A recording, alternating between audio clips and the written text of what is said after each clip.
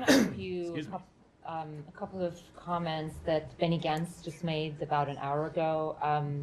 He said there were promising early signs of progress on a new deal for the hostages. I'm just wondering what's the latest that you guys are hearing and whether you're picking up the same promising early signs of progress. I don't want to discuss those discussions, those negotiations in detail, and I don't want to offer any assessments beyond what we have said previously, which is we do think that there is space to reach an agreement here. We are going to continue to stay engaged in this matter with everything that we can bring to bear on behalf of the United States to work with Israel, to work with Egypt, to work with Qatar, because we want to see the hostages released. We want to see a pause in the fighting, so that's what we'll continue to pursue. Okay, he's also saying that if no new deal were struck, the Israeli military would keep fighting in Gaza even into the Muslim holy month of Ramadan. I'm just wondering if that would be something the United States would be supporting. So I think I got a version of this question yesterday. I don't have anything new to add. We want to see a deal struck.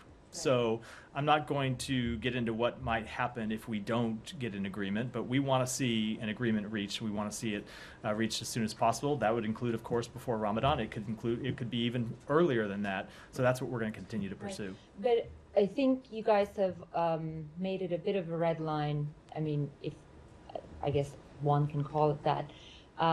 The need for a humanitarian plan on top of obviously a military strategy before Israel goes into Rafah. So I think what I'm trying to get at is whether fighting continuing in Ramadan, Israeli offensive starting or continuing into Ramadan, whether that's a similar red line or not. I just don't want to speak to where we'll be in 2 weeks because I think it's impossible to say.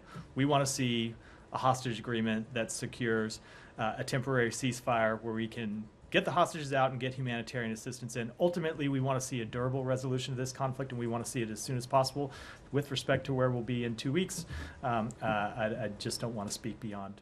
I don't want to speak to that in detail.